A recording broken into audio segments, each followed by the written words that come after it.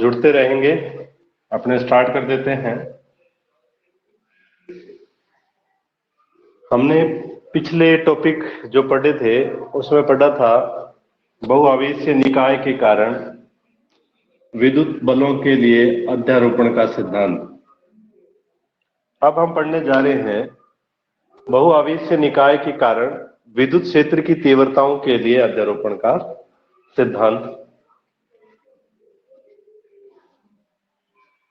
इस सिद्धांत के अनुसार क्या होता है, कोई बहुआवेशीय निकाय के अलग अलग आवेशों के कारण किसी बिंदु पर परिणामी तीव्रता ज्ञात की जाती है। इस सिद्धांत की सहायता से बहुआवेशीय निकाय के अलग अलग आवेशों के कारण किसी बिंदु पर विद्युत क्षेत्र की परिणामी विद्युत क्षेत्र की तीव्रता ज्ञात की जा सकती है। उस सिद्धांत को हम क्या कह सकते हैं, विद्युत क्षेत्र की तीव्रताओं के लिए अध्यारोपण का सिद्धांत कहते हैं। और इस सिद्धांत के अनुसार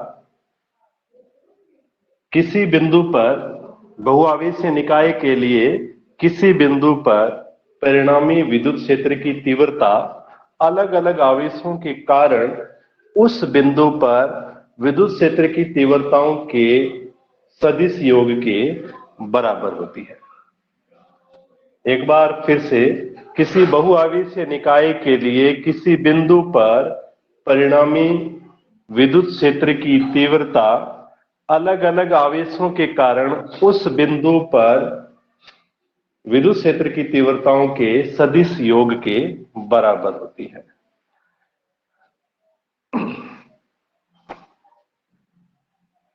नोट कर लिया होगा।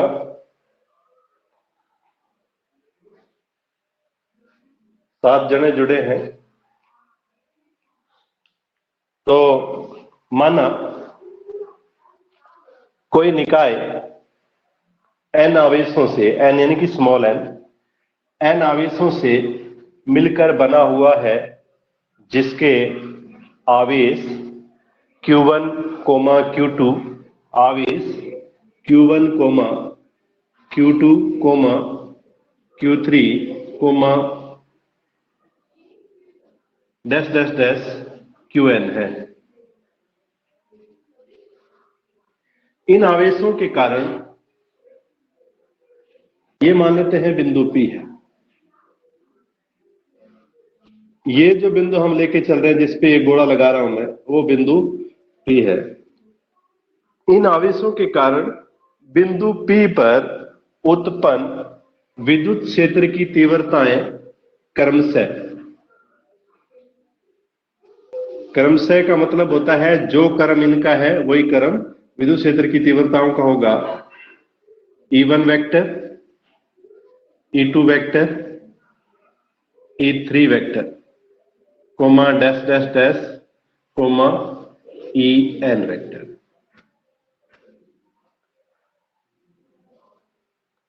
ये आवेश है जिससे मिलकर ये आवेशों के कारण इन आवेशों के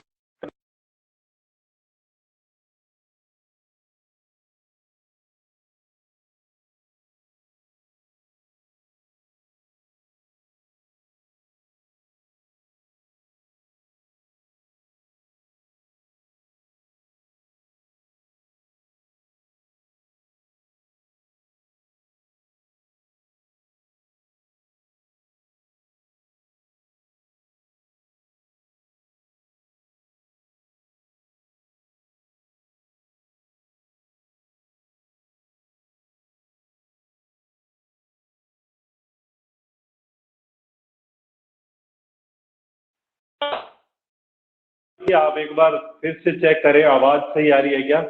आवाज सही आ रही है तो आगे चलते हैं।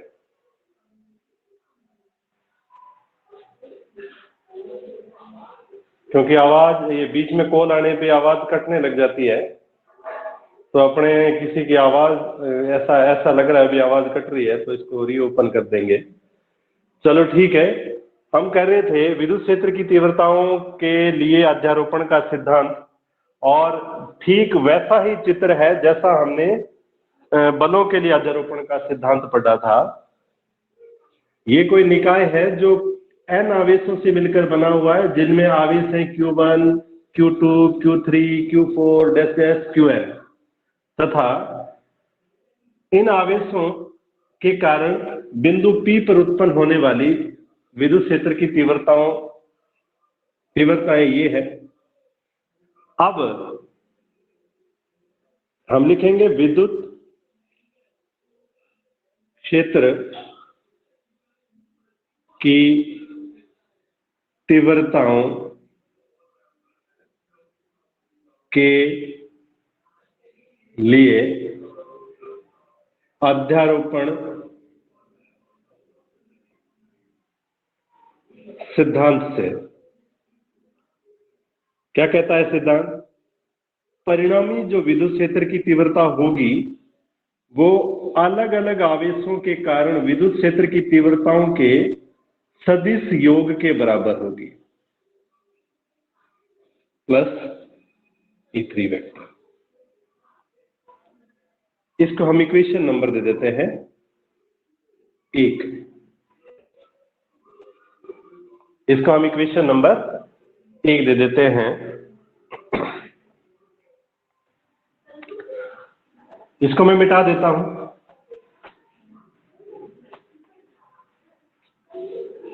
हमने कल पढ़ा था किसी बिंदुवत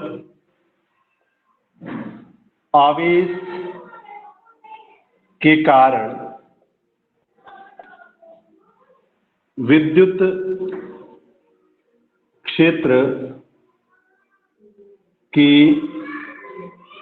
तीव्रता E vector is equal to,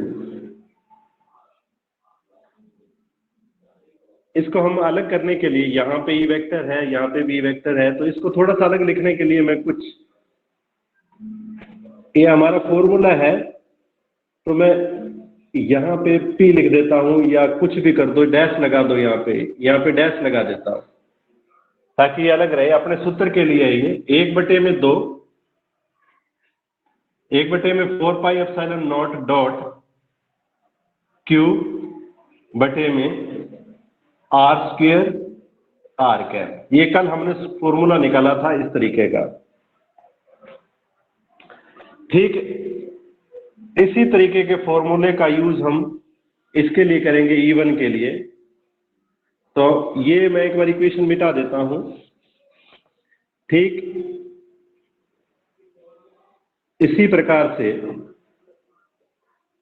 से बिंदु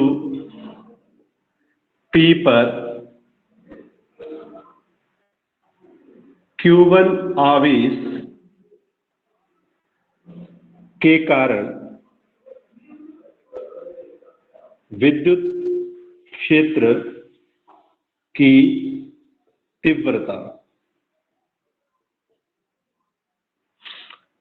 तो Q1 के कारण E1 है, तो E1 को हम लिखेंगे 1/4 पाई एप्सिलॉन नॉट डॉट, देखो भाई इनके बीच की जो दूरी है, अगर मैं इसकी बात करूं, एक को मैं बता देता हूं, बाकी उसी तरीके से आप समझ लेना। हम इन दोनों बिंदुओं के बीच की दूरी ज्ञात कर रहे हैं और इसके कारण यहां पे विद्युत क्षेत्र की तीव्रता ज्ञात कर रहे हैं। तो ऐसे होगा, एरो ऐसे लगेगा, और इधर मैं रफ में लिख देता हूं R1 वेक्टर, इसको मैं एक बार डेल्टा R लिख देता हूं ताकि आपको समझ में आ जाए, प्लस डेल्टा R, दोनों एक ही डायरेक्शन में है, प्लस इक्वल, देखो भाई ये और ये दोनों एक क्रम में है, तो ये प्लस ये हो जाएगा, और किसके बराबर आएगा? R0 के। इसी से हमारे पास डेल्टा R आ जाएगा R0 vector minus R1 vector, जिसको हम लिख सकते हैं R01 वेक्टर। डेल्टा R की जगह हम 0 पहले वेक्टर लिख सकते हैं, और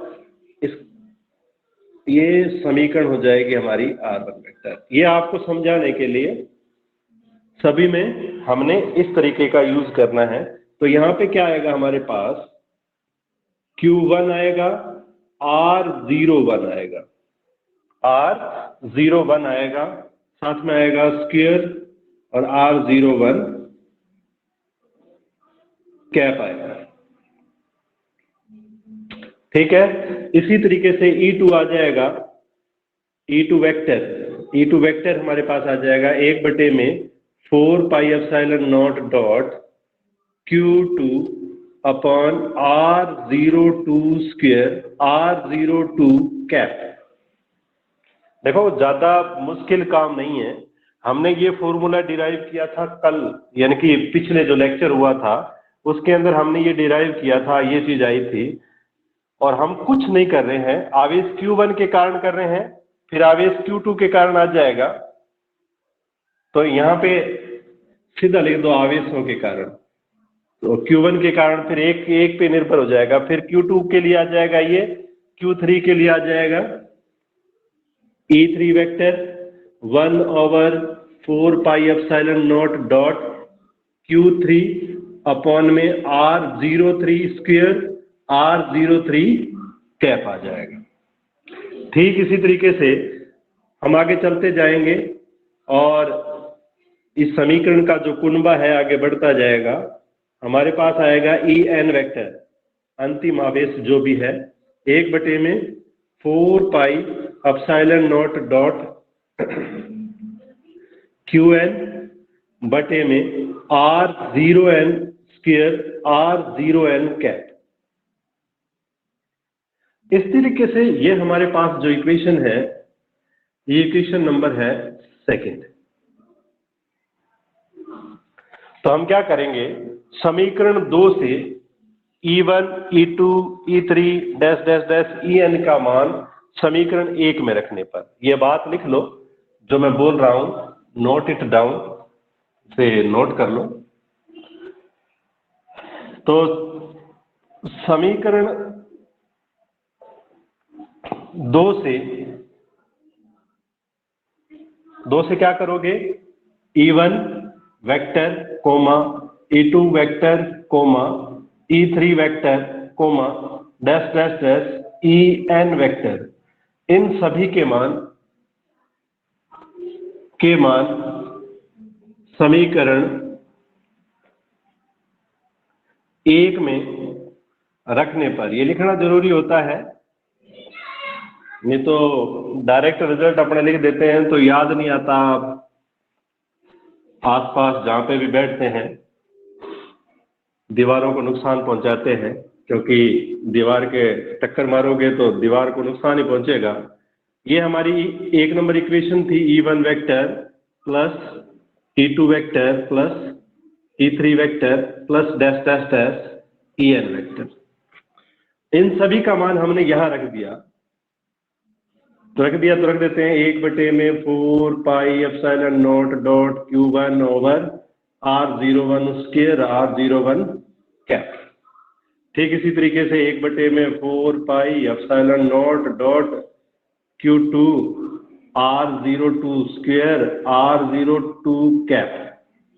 ठीक इसी तरीके से E3 का मान एक बार अपने नहीं रखते, अपने लास्ट वाला रख देते हैं सीधा ही, ये अपने को ज्ञात ही है, लास्ट वाला En का रख देते हैं। तो इसके लिए आएगा 1 में 4 पाई एप्सिलॉन नॉट डॉट, यहां पे आ जाएगा Qn R0n कैप। तो ये किसी को दिख नहीं रहा हो तो मैं थोड़ा सा इसको इधर लिख देता हूं, क्योंकि भूल जाएंगे फिर। इसके आगे जो डैश डैश लगा के आगे यहाँ लिख रहा हूं मैं, 1 में 4 pi epsilon naught dot Qn बटे में R0n स्क्वायर R0n कैप। इसमें से जो कॉमन आ रहा है उसको हम बाहर निकाल देंगे, बाकी को रखेंगे अंदर। तो हमारे पास जो फाइनल आंसर आएगा वो आएगा E vector is equal to 1/4 pi epsilon nought, bar आ गया। और कॉमन क्या आ रहा है, देखो इनमें से देखो कॉमन क्या आ रहा है, ये सब में है ठीक है, और कुछ मुझे नहीं लगता कि कॉमन आ रहा है, तो हम इसको अंदर लिख देते हैं। अंदर लिखेंगे तो अंदर बचेगा हमारे पास Q1 R01 square R01 cap plus Q2 R02 square R02 cap plus dash dash QN R0N square R0N cap. ये हमारी ब्रैकेट क्लोज हो गई। इसी को और थोड़ा सा मॉडिफाइड कर सकते हैं, जब बीच में प्लस आ जाए और टर्म्स एक जैसी हो, आगे बढ़ते क्रम में हो, जैसे या 1 आ रहा है या 2 आ रहा है या 3 आ रहा है, तो इसको अपने एक और रूप में लिख सकते हैं, आपको बताया हुआ है डॉट। अब देखो इसके लिए ये चेंज हो रहा है, इसमें 1 2 3 4 आ रहा है, तो इसकी जगह हम लिख सकते हैं समीशन i बराबर 1 से n तक Q i, 1 की जगह i आ गया, R0 ये चेंज नहीं हो रहा, i चेंज हो रहा है, ये इसकी जगह चेंज हो रहा है, 1 2 3 4 आ रहा है, तो इसकी जगह i लगा दिया, R0i कैप। ये हमारा फाइनल आंसर आ जाएगा, ये हमारा अंतिम रिजल्ट आ जाएगा। इसको आप अगर सदिश रूप में लिखना चाहें, अगर आप इसको सदिश रूप में लिखना चाहें, R1, इसको हम क्या लिख सकते हैं, इसको हम क्या लिख सकते हैं, जैसे R01 है तो इसको हमने लिखा था R0 माइनस R1 लिखा था, तो यहाँ पे अगर I आ जाएगा तो यहाँ पे क्या आ जाएगा, I आ जाएगा।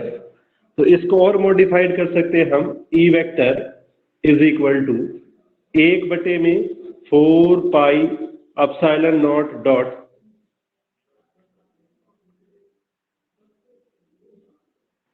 I is equal to 1 to n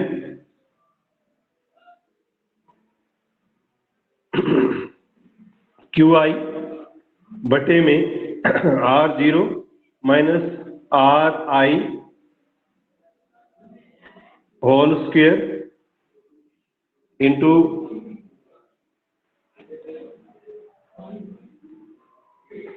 इसको हम लिखेंगे। अब देखो जैसे कैप जब हमारे पास आ जाता है, कैप को हम लिखते हैं ऐसे, A vector upon mod of A vector, इसको इस तरीके से लिख सकते हैं। तो ठीक इसी तरीके से इसको भी हम लिख सकते हैं, R01 कैप है, इसको हम ऐसे लिख सकते हैं R01 वेक्टर बटे में R01 लिख सकते हैं। मोड लगाओ चाहे सीधा लिख दो, बिना एरो लगाए, बिना सदिश लगाए लिख सकते हैं। तो इसको हम इस तरीके से लिखें तो यहां आ जाएगा R01 वेक्टर अपॉन R01, और इसको फिर अपने चेंज करते हैं, मैं नीचे कर देता हूं, 1 बटे में 4 pi epsilon naught dot summation of I is equal to 1 to n terms QI upon R0 minus RI dot, इसको मैं लिखता हूं R0 vector minus RI, I आएगा यहां पे, ठीक है, बटे में R0 माइनस RI। तो ये तो था भाई स्क्वायर, पहले से था हमारे पास, एक और आ गया तो ये क्यूब हो जाएगा। तो फाइनल जो रिजल्ट आएगा हमारे पास, नोट कर लें, 1 बटे में 4 pi epsilon naught dot summation of I is equal to 1 to n QI upon R0 minus RI की whole cube, R0 vector minus RI vector.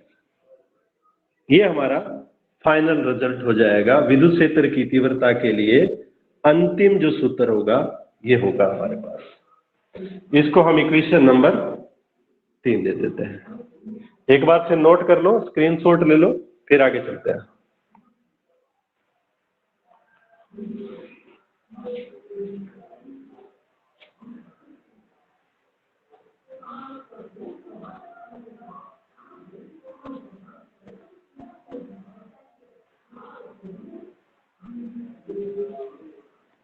Screenshot ले लो आप, फिर आगे चलेंगे। आगे हम इंटरेस्टिंग पॉइंट, सब इंटरेस्टिंग है। फिजिक्स में बहुत अच्छे अच्छे टॉपिक हैं, आनंद आता है पढ़ने में और पढ़ाने में भी। मुझे पढ़ाने में आनंद आएगा, आपको पढ़ने में आनंद आएगा, तो मन लगा के पढ़ते रहें। किसी को कहीं से भी कोई टॉपिक समझ में नहीं आता है, आप कॉल करके पूछ सकते हैं,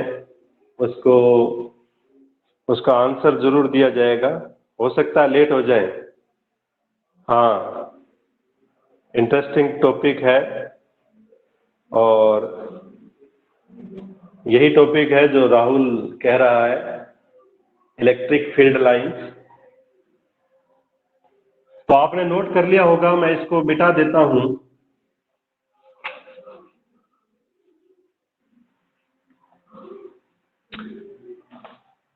अभी साथ साथ लगे रहोगे। फिजिक्स का मतलब यही है, फिजिक्स का फंडा यही है कि आप साथ साथ समझ लेते हो तो अच्छी बात है। अगर ऐसा सोच रहे हो कि कल कर लेंगे, तो कल में ये मामला इतना इकट्ठा हो जाता है कि बाद में समेटने में नहीं आता, बाद में इकट्ठा नहीं होता। इसलिए साथ साथ इसको कम से कम, फिजिक्स वाले हमारे जो टीचर थे वो ये कहते थे, आप कम से कम किसी एक टॉपिक के लिए आप कैलकुलेशन करते हो तो कम से कम 6 बार लिखो उसको, तभी जाके आपके दिमाग में वो 85% याद हो जाएगा। कन्फर्म है, 85% पक्का याद हो सकता, 100% तो नहीं हो सकता, 85% आप पक्का याद कर लोगे। अगला हमारा टॉपिक है जिसको हिंदी में कहते हैं इलेक्ट्रिक फील्ड लाइंस।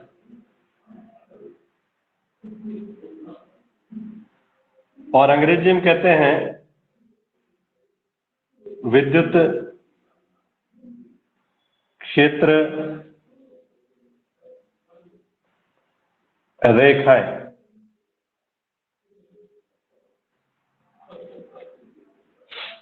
विद्युत क्षेत्र रेखाएं। तो हमने जो भी बात करी उसके लिए एक बात सोच के चले हम परीक्षण आवेश। परीक्षण आवेश ऐसा आवेश जो विद्युत क्षेत्र से प्रभावित होता है, लेकिन इसका प्रभाव विद्युत क्षेत्र पर नहीं होता है।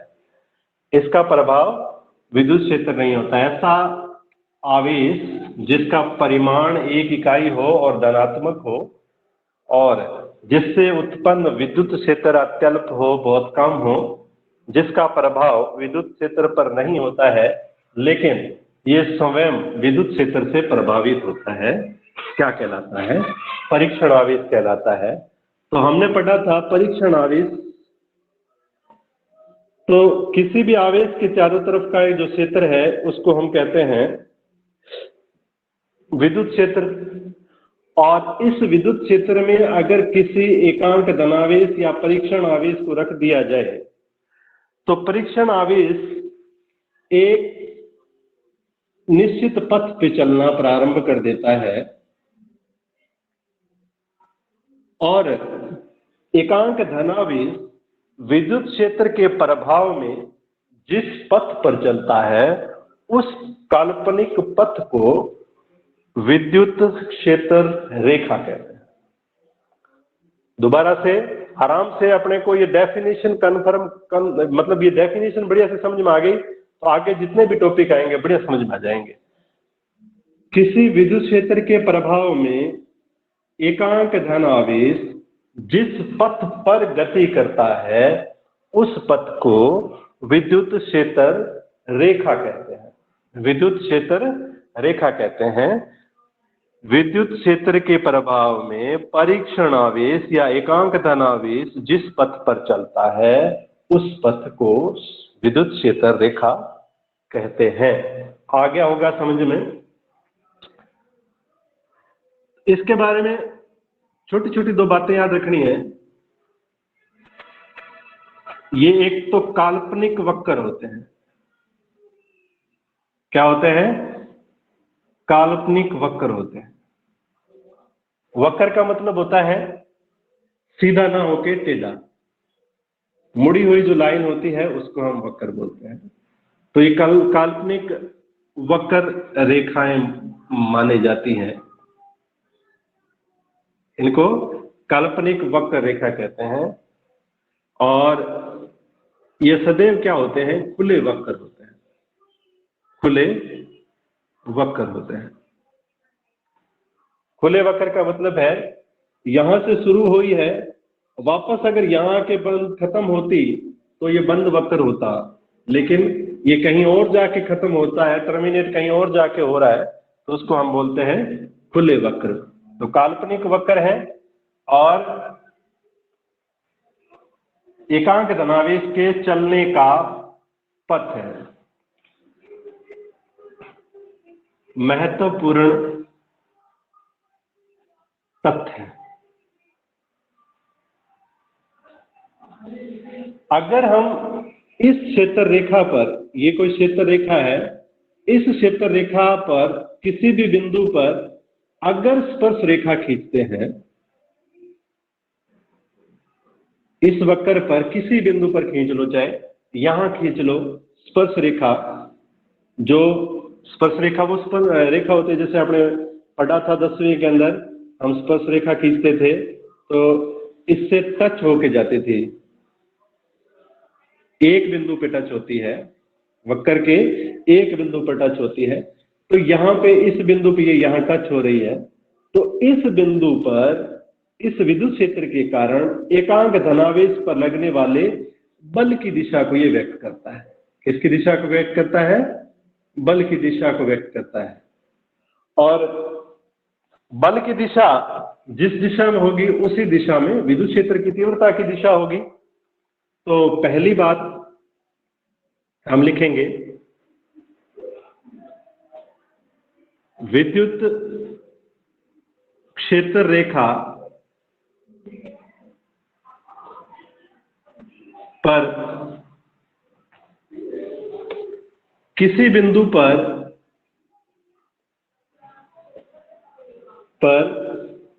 खींची गई स्पर्श रेखा उस बिंदु पर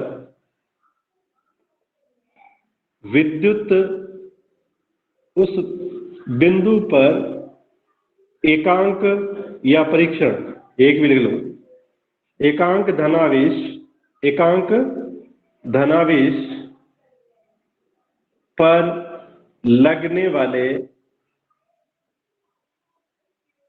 विद्युत बल को प्रदर्शित करती है। विद्युत बल को प्रदर्शित करती है। पहली बात है बल तथा विद्युत क्षेत्र की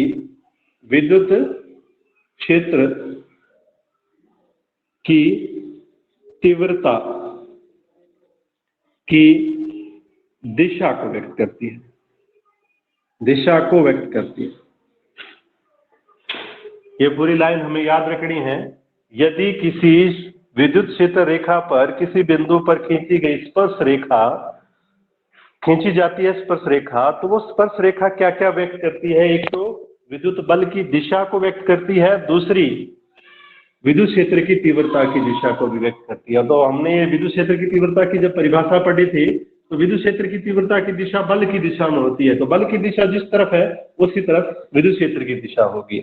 तो पहला पॉइंट ये है, विद्युत क्षेत्र रेखा पर किसी बिंदु पर खींची गई स्पर्श रेखा उस बिंदु पर एकांक धनावेश पर लगने वाले बल तथा विद्युत क्षेत्र की तीव्रता की दिशा को व्यक्त करती है। ये तो हुआ 1 नंबर। दूसरा कंसेप्ट हमारा, ये धनावेश है और ये ऋणावेश। यहां पे एकांक धनावेश रखेंगे तो मैं लिख देता हूं यहां ए और यहां पे बी लिख देता हूं। तो क्या ये धनावेश इधर चलेगा या ये धनावेश इधर चलेगा? आप उत्तर में लिखोगे ए की तरफ चलेगा या बी की तरफ चलेगा। फटाफट बताएं ताकि मेरे को ये पता लगे कि आपको समझ में आ रहा है। ये बीच में कौन गायब हो गया?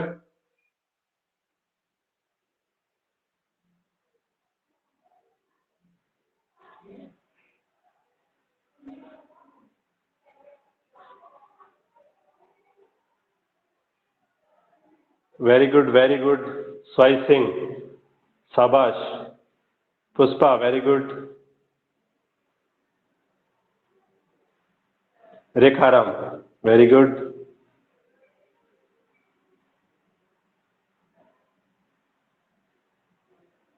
बी की तरफ राहुल, वेरी गुड।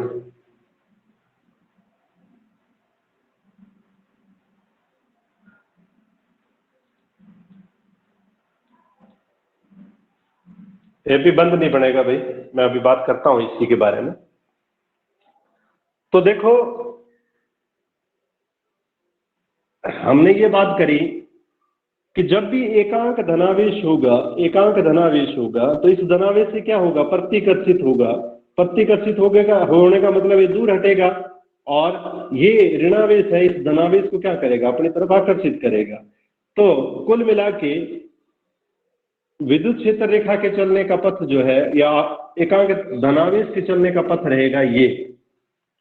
तो हमारा 2 नंबर टॉपिक पॉइंट ये रहेगा, विद्युत क्षेत्र रेखा, विद्युत क्षेत्र रेखा, क्षेत्र रेखा, इसको बल रेखाएं भी कहते हैं। राहुल दौलतराज कह रहा है तो सही है, अच्छी बात है।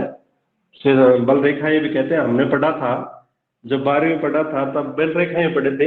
उसके बाद में एनसीईआरटी का ये जो सिलेबस आया है तो उसमें ज्यादातर क्षेत्र रेखाओं का यूज कर रहे हैं, बल क्षेत्र रेखाएं कह रहे हैं, ठीक है। और क्षेत्र रेखाएं ही सही रहेगा, क्यों? विद्युत क्षेत्र के कारण है, बोल सकते हैं, कोई ज्यादा दिक्कत वाली बात नहीं है। विद्युत क्षेत्र रेखाएं सदैव धनावेश से प्रारंभ होती है, यानी कि शुरुआत कहां से होती है? धनावेश से होती है। प्रारंभ होती है और ऋणावेश पर खत्म होती है, समाप्त होती है। तो विद्युत क्षेत्र रेखाएं सदैव धनावेश से प्रारंभ होती हैं और ऋणावेश पर खत्म हो जाती हैं। अब देखो यहां पे ये खत्म हो गई है। एक क्वेश्चन था अभी, क्वेश्चन ये था क्या ये भी बंद वक्र होगा या बंद पृष्ठ होगा? बंद पृष्ठ नहीं हो सकता, बंद वक्र नहीं हो सकता। क्यों नहीं हो सकता? क्योंकि अगर हम परीक्षण आवेश को यहां रख दें, एकांक धनावेश को यहां रख दें, तो क्या ये इधर थोड़ी आएगा, ये भी इधर जाएगा। तो इसलिए विद्युत क्षेत्र रेखाएं क्या होती हैं? खुला वक्र होती है। क्या होती हैं? खुला वक्र होती है, बंद वक्र नहीं होती है। जहां से शुरू हुई है वहां आके अगर वापस खत्म हो जाए तो उसको हम बंद वक्र कहेंगे। लेकिन ये धनावेश पर शुरू होती है और ऋणावेश पर खत्म होती है, इस कारण से ये बंद वक्र नहीं हो सकती। तो ये तो था दूसरा हमारा पॉइंट। याद रहेगा मेरे हिसाब से, तो दोबारा रिवाइज करने की भी जरूरत नहीं रहेगी। आप अगर ढंग से एक बार इसको देख लें मन लगा के, ऐसा नहीं है कि मोबाइल साइड में रख दिया और खाना आ गया, बना बनाया खाने पे लग गए, मोबाइल चलने दो, सर तो ऐसे ही पढ़ाते रहते हैं। चलो तीसरा पॉइंट हमारा, तीसरा पॉइंट ये कहता है दो विद्युत क्षेत्र रेखाएं परस्पर यानी कि आपस में एक दूसरे को परस्पर काटती नहीं है, काटती नहीं है। ऐसा क्वेश्चन पूछा जा सकता है, ये 1 या 2 नंबर का क्वेश्चन आ सकता है कि बताइए क्यों दो विद्युत क्षेत्र रेखाएं परस्पर काटती नहीं है। तो हमने वही चित्र बनाना है, ये चित्र है हमारे पास। इधर से एक क्षेत्र रेखा दे देनी है ऐसे, दूसरी दे देनी है ऐसे। हमने क्या मान लिया, मान लेते हैं कि विद्युत क्षेत्र रेखाएं एक दूसरे को काटती हैं, विद्युत क्षेत्र रेखाएं एक दूसरे को काटती हैं। तो क्या करेंगे, यहां पे हम इस बिंदु पे जहां कटान बिंदु है उस कटान बिंदु पे दो स्पर्श रेखाएं लेंगे, एक ये रही, दूसरी ये रही। अब दो स्पर्श रेखाओं का मतलब है इस बिंदु पर विद्युत क्षेत्र की तीव्रताएं 2 हो गई, एक इस तरफ E1 वेक्टर, एक इस तरफ E2 वेक्टर। और ऐसा संभव नहीं, एक ही बिंदु पर विद्युत क्षेत्र की 2 तीव्रताएं नहीं हो सकती। इस कारण से हम कह सकते हैं कि क्षेत्र रेखाएं परस्पर प्रतिच्छेदित या काटती नहीं है, प्रतिच्छेदित नहीं करती हैं अर्थात काटती नहीं है।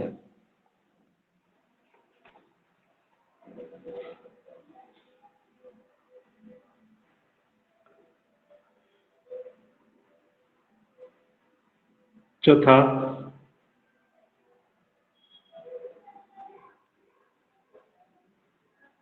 देखो भाई, जब क्षेत्र रेखा निकलती है किसी भी आवेश से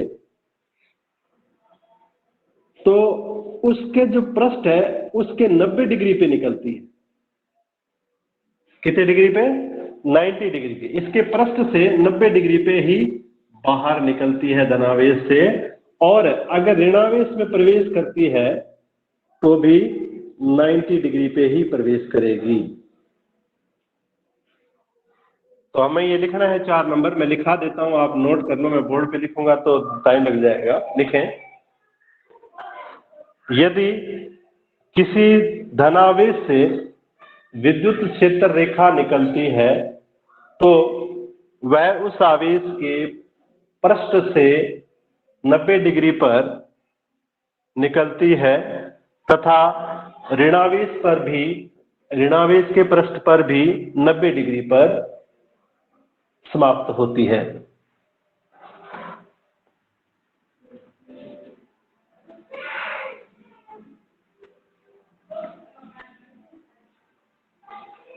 चौथी बात, चौथी हो गई। 5वीं बात,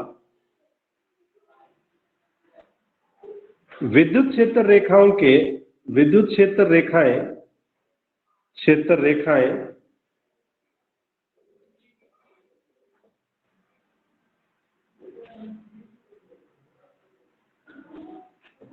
लंबाई के अनुदिश सिकुड़ने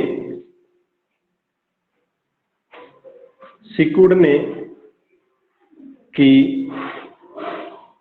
प्रवृत्ति रखती हैं। समझे कैसे? तो देखो, ये कोई धनावेश है और ये ऋणावेश, इससे ये क्षेत्र रेखा निकली, मान लेते ये निकली है और यहां गई है। तो इस क्षेत्र रेखा, ये जो क्षेत्र रेखा है अपनी लंबाई को न्यूनतम करने का प्रयास करती है। क्या होने का प्रयास करती है? ये जो मुड़ी हुई लाइन एकदम सीधा होने का प्रयास करती है। इसी कारण क्या होता है, एक धनावेश ऋणावेश को आकर्षित करता है। तो आपने पहले पढ़ा था ना, बेंजामिन फ्रैंकलिन ने ये कहा था कि धनावेश ऋणावेश को क्या करता है, आकर्षित करता है। तो आपसे ये क्वेश्चन पूछा जा सकता है कि धनावेश ऋणावेश को आकर्षित क्यों करता है, प्रतिकर्षित क्यों नहीं करता? अब आपके पास उत्तर है, विद्युत क्षेत्र रेखाओं के कारण ही आकर्षित करता है। विद्युत क्षेत्र रेखाओं की लंबाई के अनुदिश संकुचित या इकट्ठा होने की प्रवृत्ति होती है, कम होने की, लंबाई कम करने की प्रवृत्ति होती है। इस कारण से धनावेश ऋणावेश को आकर्षित करता है।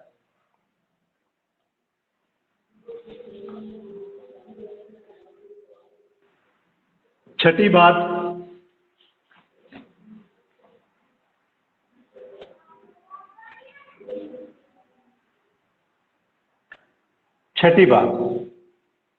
विद्युत क्षेत्र रेखाओं के अभिलंबित दिशा में फैलने की प्रवृत्ति होती है। अभिलंबित दिशा में का मतलब है कि यहां से जो क्षेत्र रेखा निकलेगी, क्या यहां पहुंच जाएगी? हाँ या ना लिखें। क्या दूसरे आवेश पर पहुंच जाएगी?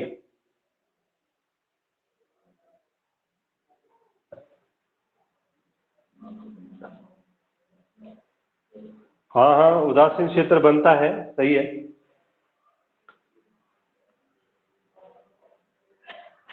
दो जने बता रहे हैं ना, नहीं। रेखाराम जाखड़ कह रहा है नहीं। Very good, very good. तो देखो क्यों नहीं, क्योंकि विद्युत क्षेत्र रेखा इससे भी निकल रही है और इससे भी निकल रही है,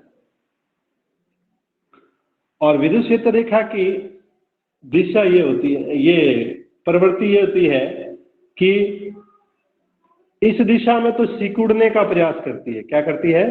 सिकुड़ने का प्रयास करती है।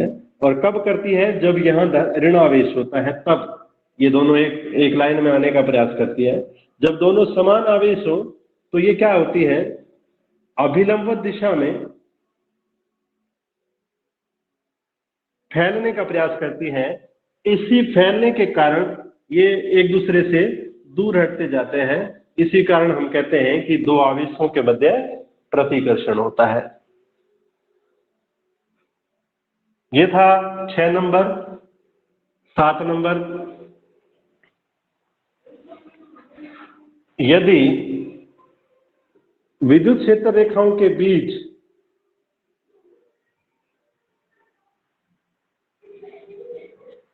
दूरी समान हो, विद्युत क्षेत्र रेखाओं के बीच में ये जो डिस्टेंस है सभी में एक जैसी है, बराबर है, यानी कि ये भी डी है, ये भी डी है, ये दूरी भी हम मान लेते हैं डी है, और ये दूरी भी डी है, तो इस प्रकार के विद्युत क्षेत्र को हम कहते हैं एक समान विद्युत क्षेत्र।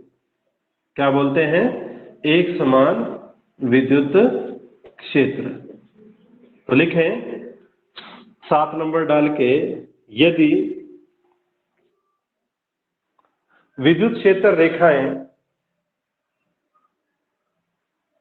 परस्पर समान दूरी पे रहें और समांतर रहें तो इस प्रकार उत्पन्न विद्युत क्षेत्र एक समान विद्युत क्षेत्र कहलाता है।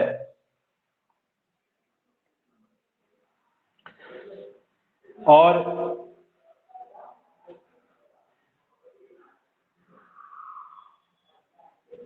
प्रत्येक बिंदु पर विद्युत क्षेत्र का मान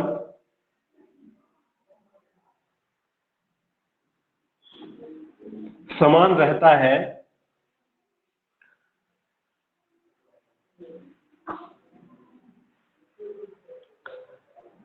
आठवां, यदि ऐसे हो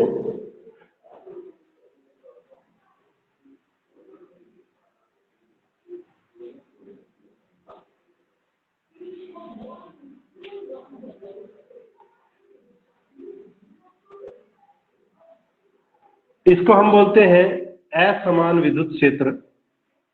असमान विद्युत क्षेत्र, जहां पे विद्युत क्षेत्र रेखाएं पास पास है वहां पे विद्युत क्षेत्र होता है प्रबल, प्रबल विद्युत क्षेत्र। और जहां पर विद्युत क्षेत्र रेखाएं दूर दूर होती हैं उसको हम बोलते हैं दुर्बल दुर्बल विद्युत क्षेत्र। तो ये 9 नंबर आपका ये टॉपिक भी बन सकता है। अब इसमें देखो असमान विद्युत क्षेत्र क्यों है, क्योंकि देखो समांतर तो हम कह सकते हैं लगभग समांतर है, लेकिन ये देखो यहाँ की दूरी और यहाँ की दूरी में फर्क है, यहाँ दूरी ज्यादा है, यहाँ दूरी कम है, तो यहाँ पे विद्युत क्षेत्र की तीव्रता का मान अलग होगा, यहाँ पे विद्युत क्षेत्र की तीव्रता का मान अलग होगा, इसलिए ये असमान विद्युत क्षेत्र है। इसलिए इसको क्या बोलेंगे, असमान विद्युत क्षेत्र है। 9 नंबर डाल दो। 9 नंबर में लिखो, यदि विद्युत क्षेत्र रेखाएं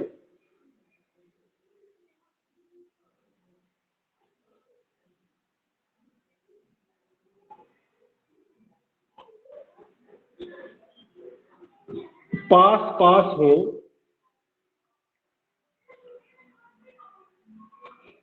तो इस प्रकार उत्पन्न विद्युत क्षेत्र को परबल विद्युत क्षेत्र कहते हैं।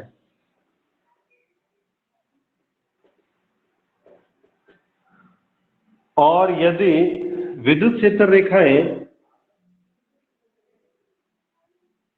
दूर दूर स्थित हैं तो इन क्षेत्र रेखाओं के कारण उत्पन्न विद्युत क्षेत्र को हम दुर्बल विद्युत क्षेत्र कहते हैं। दुर्बल विद्युत क्षेत्र कहते हैं।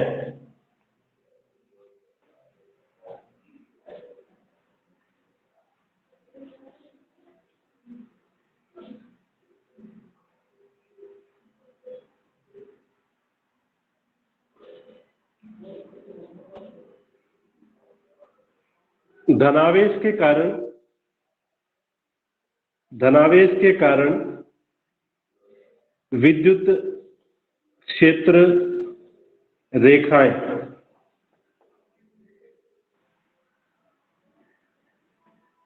तो ये धनावेश है। विद्युत क्षेत्र रेखाएं हमेशा ऐसे रहेंगी, आपको चित्र बना के दे दिया जाएगा या आपसे पूछ लिया जाएगा कि धनावेश के कारण विद्युत क्षेत्र रेखाओं के लिए डायग्राम बनाएं, तो आपको ये चित्र बनाना है। तीर बाहर की तरफ दिखाना है, और इसी की जगह अगर ऋणावेश के लिए पूछा जाए तो विद्युत क्षेत्र रेखा कैसी होगी, ऐसी, एरो अंदर की तरफ, तीर जो है हम अंदर की तरफ दिखाएंगे।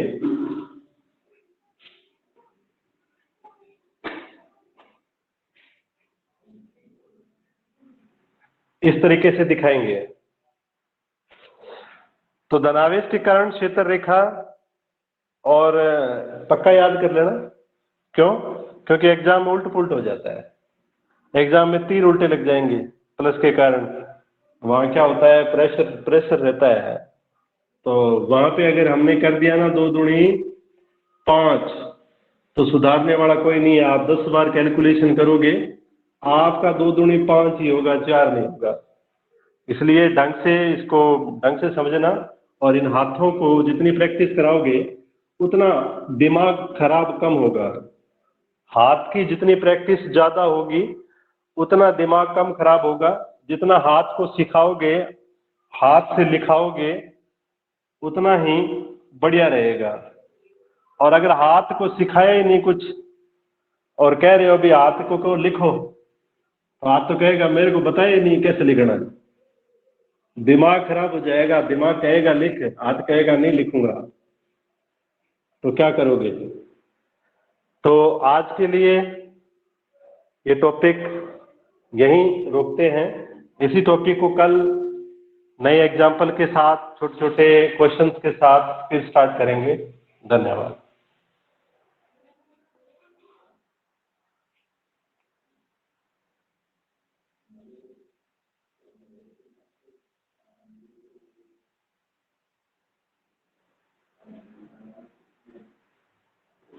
और जब तक स्कूल में सेट नहीं होता टाइम, तब तक यहीं पढ़ाएंगे आपको।